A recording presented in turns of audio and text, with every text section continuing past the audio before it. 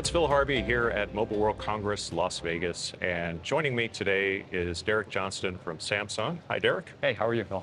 Doing great. Great. Thanks for being here. Thanks for having me. And it's one of the interesting things coming out of the show and in life in general is that data is plentiful and never-ending and not that expensive, and Spectrum is just the opposite.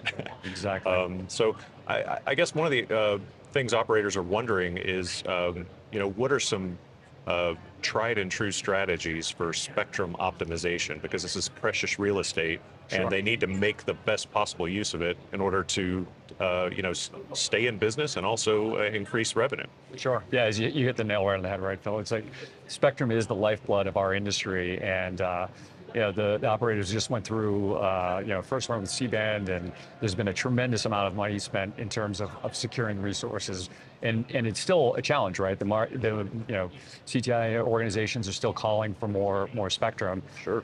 And as you said, the need really is not only to make the most use of that spectrum, because just from capital intensity perspective, right, and for shareholder value, but it's ultimately at the end of the day, it's delivering on that demand that you had mentioned. And so there's a few things that operators of the industry has done to be able to optimally use the spectrum resources. So one is, you can always add more antennas to the radios themselves, Right. but that has to be carefully managed. So then you can use techniques like beamforming to ensure that you're getting kind of a high quality link. So that's one methodology. Another methodology is combining spectrum, different various blocks of spectrum through carrier aggregation. So essentially creating a bigger pipe. Okay. Another technique. And then lastly, it's managing those radio resources through your RAN itself and through the software. And so that's where we really have been focusing. We've always prided ourselves from Samsung to be to make the most effective in the industry leading performance in terms of our radio resources and our antenna technology. But now we've really focused and pivoted towards virtualized RAN and optimizing and making a flexible RAN software and radio resource technology that will help us drive that efficiency on the spectrum. Okay, well that sounds like an interesting approach. What are some of the things that operators need to sort of think about if they're going to go down that path? Sure. So, in addition to just the antenna technology that I mentioned and carrier aggregation, things like that, they have to obviously think through what their spectrum holdings are and the combination thereof. And so you've got spectrum usage techniques from FDD and TDD, and those behave differently. But then there's the notion of what are my users, what are the applications they're using, so uplink versus downlink.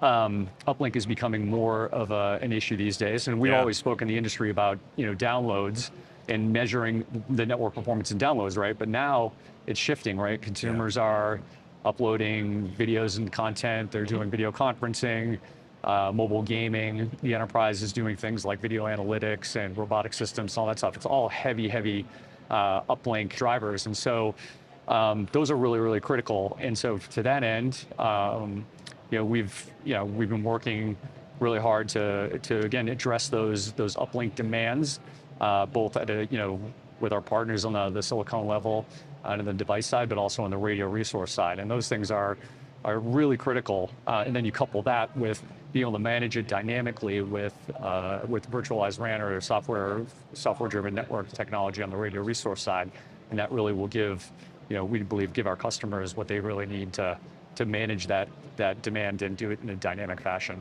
Okay.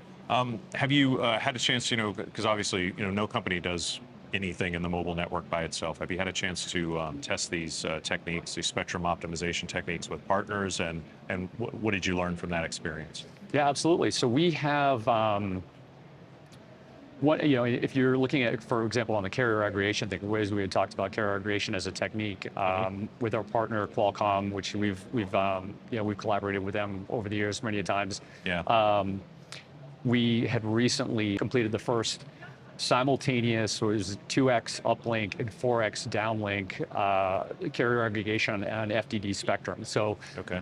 To put that in kind of layman's terms, is we took 2 blocks on the uplink side of FDD spectrum, combined those together for about 35 megahertz of bandwidth, and then we took 4 blocks of FDD spectrum on the downlink side, which was about 75 megahertz of bandwidth, and was able to achieve 200 megabits per second on the uplink simultaneously with 1.3 gigabits per second on the downlink. And so to put that in kind of relative terms, again, not an apples to apples comparison. Sure.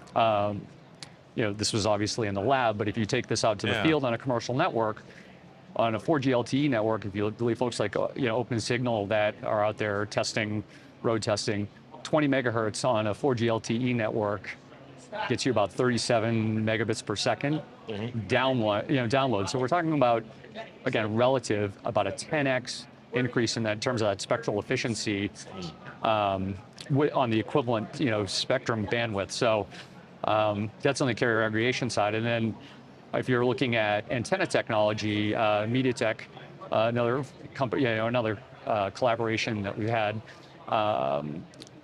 We worked with them to, again, this is all on a virtualized RAN setup as well, right, to increase the number of uplink antennas in a mobile device. So with a mobile test device from MediaTek, we put 3 uplink antennas into the mobile test device over our vRAN setup, and did 2 cc's of C-band from our massive MIMO unit, and was able to get to almost what the peak theoretical throughput of in the uplink side of about 363 megabits per second on the uplink. So again, increasing the antenna technology on the device level to be able to give these users that optimal performance on the applications that they're using today. And so I think those things will have really meaningful benefits to the operator in terms of leveraging all of their the spectral assets. So yeah, that's what I was going to say, is just putting it all together. You've got real world examples of partners you've worked with, techniques that are